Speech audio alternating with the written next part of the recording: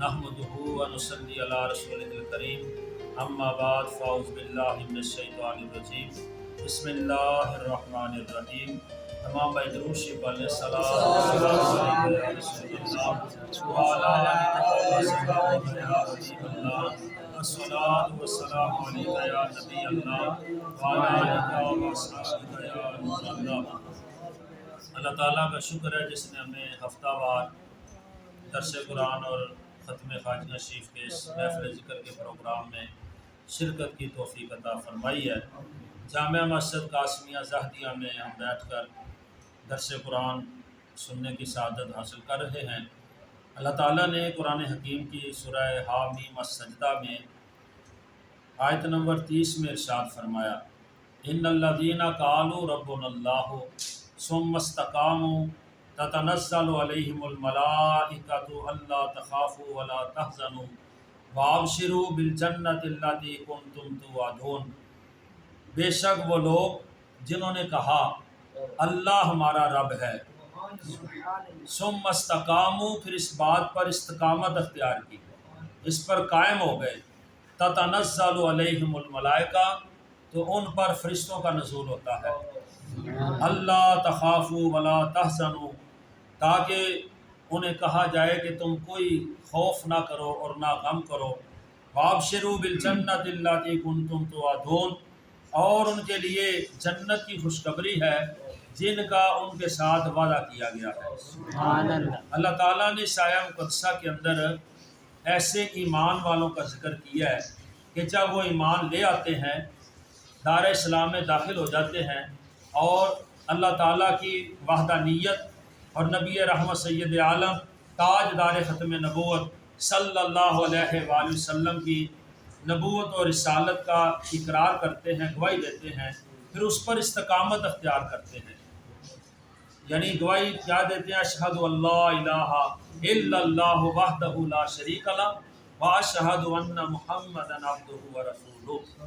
جب یہ گواہی انسان دے لیتا ہے تو اس گواہی پر پھر قائم ہو جاتا ہے، استقامت اختیار کرتا ہے، اور استقامت اختیار کرنے کا ہمیں حکم دیا جا رہا ہے، استقامت اختیار کرنے کا حکم بھی دیا جا رہا ہے کہ اس پر قائم ہو جاؤ، پھر اس جملے سے پیچھے نہیں ہٹنا، پھر ایمان سے پیچھے نہیں ہٹنا۔ زمانے کی جتنی بھی مشکلات، جتنی بھی پریشانی ہے، جتنے بھی مخالف لوگ تمہیں اس کلمے سے ہٹانا چاہیں، تم نے پیچھے نہیں ہٹنا، قائم رہنا ہے، قائم رہنا ہے۔ اور ہم جب تاریخ اسلام کو دیکھتے ہیں، آغاز اسلام کے اندر، آغاز اسلام میں مکہ شریف کے اندر جب نبی رحمت سید عالم تاجدار ختم نبوت صلی اللہ علیہ وآلہ وسلم نے اعلان نبوت فرمایا، اور آغاز کے جو لوگ اسلام لائے ان پر جو تکالیف، ان پر جو مظالم ڈھائے گئے، ان کو جو جسمانی اذیتیں پہنچائی گئی، وہ تاریخ میں ہمیں نہیں ملتی کہ جس قدر ان کو تکالیف پہنچی ہیں۔ آغاز اسلام کے اندر السابقون الاولون من المہاجرین والانصار، قرآن حکیم کہتا ہے جو سب سے پہلے سبقت لے جانے والے ہیں، یعنی سب سے پہلے جنہوں نے کلمہ پڑھا۔ سیرت کے اندر جب ہم دیکھتے ہیں کتابوں میں تو یہ نظر آتا ہے حضرت عمار بن یاسر رضی اللہ تعالیٰ عنہ، ان کی والدہ حضرت سمیہ رضی اللہ تعالیٰ عنہ، ان کو کس قدر اذیتیں اٹھانا پڑی، حضرت سیدنا بلال رضی اللہ تعالیٰ عنہ، حضرت سیدنا صہیب رضی اللہ تعالیٰ عنہ، کس قدر مشکلات، کس قدر پریشانیوں کا انہیں سامنا کرنا پڑا ہے، کس قدر مخالفتوں کا سامنا کرنا پڑا ہے۔ خود ہمارے آقا مولا جناب محمد مصطفیٰ صلی اللہ علیہ وآلہ وسلم، آپ نے اس دین کی تبلیغ کے لیے جو مشکلات اٹھائی ہیں، آپ صلی اللہ علیہ وآلہ وسلم کا فرمان عالی شان ہے کہ دین کے راہ میں جس قدر میں نے اذیتیں اٹھائی ہیں یا مجھے اذیتیں دی گئی ہیں، جس قدر مجھے ستایا گیا ہے، اس قدر کسی اور نبی کو نہیں ستایا گیا۔ یہ آپ کا ارشاد ہے، آپ صلی اللہ علیہ وسلم کا ارشاد ہے، ہمارے آقا صلی اللہ علیہ وسلم کو سب سے زیادہ ستایا گیا۔ اور پھر جنہوں نے کلمہ پڑھا، جو دائرہ اسلام میں داخل ہو گئے، وہ پھر استقامت کا پہاڑ بن گئے۔ ان الذین قالوا ربنا اللہ ثم استقاموا، پھر وہ استقامت انہوں نے دکھائی ہے۔ حضرت بلال رضی اللہ تعالیٰ عنہ کو دیکھیں، جو حبشہ کے رہنے والے تھے، غلام تھے، جب اسلام قبول کر لیا اور ان کے آقا کو پتہ چل گیا کہ بلال مسلمان ہو گیا، تو اس نے پکڑ لیا، تو کہا کہ بلال میں نے سنا ہے تو مسلمان ہو گیا، تو آپ نے فرمایا تو نے سچ سنا ہے، تو نے سچ سنا ہے۔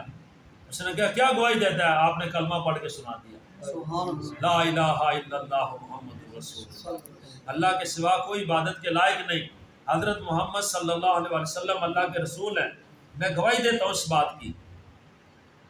تو حضرت بلال کو ان کے آقا نے کہا کہ ان کے مالک نے کہا کہ اے بلال تو سوچ یہ کیا کہہ رہا ہے، اس پر تجھے کتنی تکالیف پہنچے گی، کتنی پریشانی آئے گی، اور میں تجھے کس قدر ماروں گا، تو جانتا ہے کہ میں اسلام کا دشمن ہوں، پیغمبر اسلام کا دشمن ہوں، اور تو انہی کا کلمہ پڑھ رہا ہے، چھوڑ دے اس کلمے کو، واپس لوٹا کفر کے اندر۔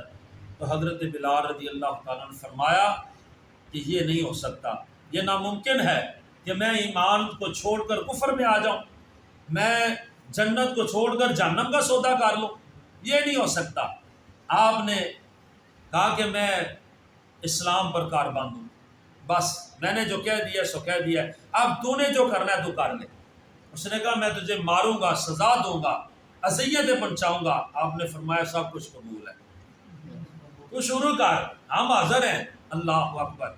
تو اس نے آپ کو اذیتیں دی، گرم ریت پہ آپ کو لٹایا، کوئلوں پہ لٹایا گیا، آپ کے جسم کی یہ کھال پہ اتر گئی، اس قدر آپ کو تکلیف دی گئی۔ پھر آپ کے اوپر بھاری پتھر رکھے گئے، پتھروں کے جو ہے وہ چکیاں، دو بھاری چکیاں وہ آپ کی پشت پہ رکھ دی گئی۔ اللہ اکبر۔ اس قدر تکالیف، اس قدر پریشانی، اس قدر اذیت آپ کو دی گئی، لیکن آپ کی زبان سے کیا نکلتا تھا؟ احد احد احد احد، جیسے ہم پڑھتے ہیں قل هو اللہ احد۔ یہ جو احد ہے یہ واحد نہیں ہے، احد ہے۔ واحد کے بعد اسنان آتا ہے، ثلاثہ آتا ہے، اربع آتا ہے، خمسہ آتا ہے، یعنی گنتی شروع ہو جاتی ہے واحد کے بعد، 1 2 3 4۔ احد، احد کا معنی آتا ہے یکتا، جس کا دوسرا بن ہی نہیں سکتا، جس کا دوسرا بن ہی نہیں سکتا۔ واحد کے بعد 2 ہے، 1 کے بعد 2 3 4، لیکن احد کے بعد کچھ بھی نہیں ہے۔ قل هو اللہ احد، کہو کہ وہ اللہ یکتا ہے، اپنی کبریائی میں، اپنی ذات میں، اپنی صفات میں بے مثل و بے مثال ہے، یکتا ہے، اس کا کوئی دوسرا نہیں ہے۔ تو حضرت بلال نے اسی لفظ کو پکایا، یہی لفظ آپ پڑھتے تھے، اور بے شمار اور زیادہ سے زیادہ تکالیف آپ کو جو پہنچی ہیں وہ آپ برداشت کر جاتے تھے۔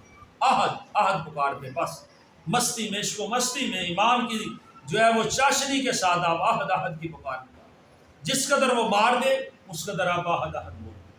تو حضرت بلال رضی اللہ تعالیٰ عنہ کی مثال، حضرت عمار بن یاسر رضی اللہ تعالیٰ، ان کو بھی بہت زیادہ سزائیں دی، بہت زیادہ جو اذیتیں پہنچائے گی، لیکن قرآن حکیم کہتا ہے یہ وہ لوگ ہیں ان الذین قالوا ربنا اللہ، جب یہ کہہ دیتے ہیں کہ اللہ ہمارا رب ہے، تو ثم استقاموا، پھر اس پہ قائم ہو جاتے ہیں، پھر ڈٹ جاتے ہیں، پھر ڈٹ جاتے ہیں۔ نبی پاک صلی اللہ تعالیٰ علیہ وآلہ وسلم نے شب معراج جنت میں ایک بہت بڑا محل دیکھا، جس کی خوشبو دور تک پھیل رہی تھی، دور تک خوشبو پھیل رہی تھی، اور بہت خوبصورت محل تھا۔ آپ صلی اللہ علیہ وسلم نے فرمایا جبریل یہ کس کا محل ہے، یہ کس کی جگہ ہے؟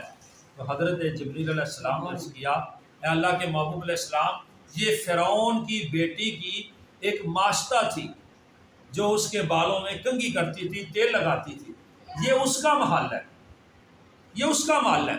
اللہ اکبر۔ آپ صلی اللہ علیہ وسلم نے فرمایا اس کا واقعہ بیان کرو۔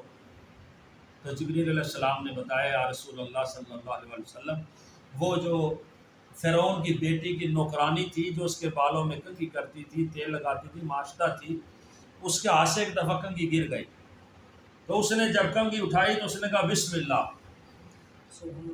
اس نے کہا بسم اللہ، اللہ اکبر۔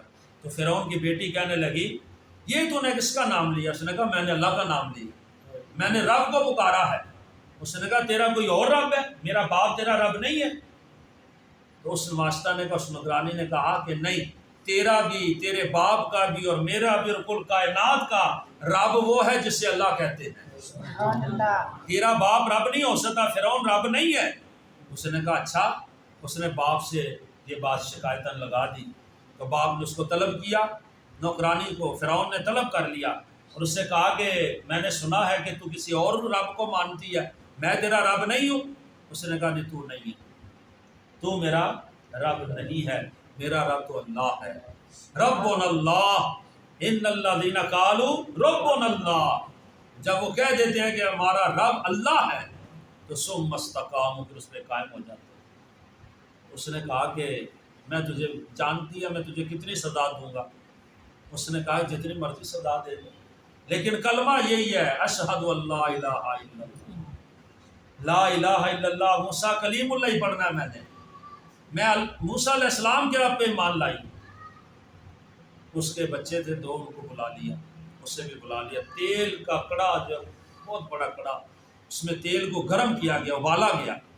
اب اس کو کہا کہ دیکھ میں تیرے بچوں کو اس ابلتے ہوئے تیل میں ڈال دوں گا، ورنہ ایمان چھوڑ دے، ورنہ موسیٰ کا ساتھ چھوڑ دے، موسیٰ کے رب کو ماننا چھوڑ دے، مجھ پر ایمان لے آ، مجھے اپنا رب مان۔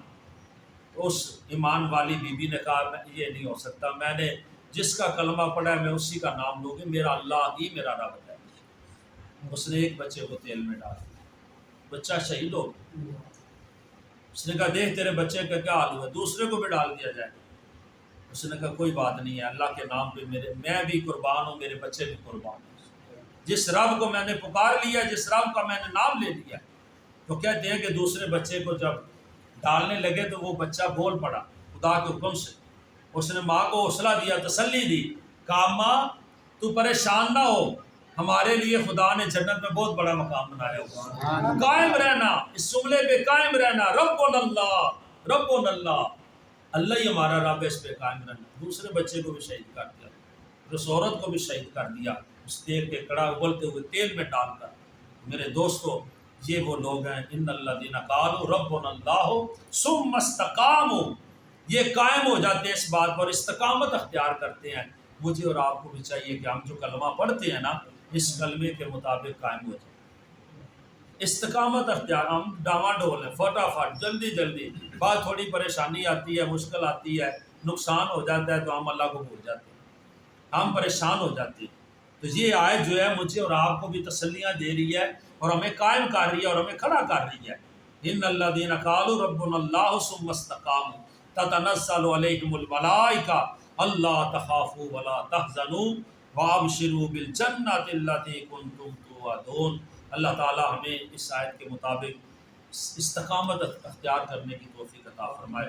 صوفیاء فرماتے ہیں کہ الاستقامت افضل الکرامہ، استقامت جو ہے یہ کرامت سے افضل ہے، استقامت کرامت سے افضل ہے۔ کسی اللہ والے کے پاس کوئی شخص آیا کہ میں آپ کے پاس کچھ دیر رہنا چاہتا ہوں، دیکھنا چاہتا ہوں، آپ کا سنا ہے میں نے بڑی کرامات ہیں آپ کی، تو وہ 10 دن 12 دن رہا، تو اب جانے لگا تو حضرت صاحب نے فرمایا جانے لگے، اس نے کہا ہاں جی میں نے تو سنا تھا کہ آپ کی بڑی کرامتیں ہیں، مجھے تو کچھ بھی نظر نہیں آیا، مجھے تو 10-12 دنوں میں کوئی کرامت نہیں نظر آئی۔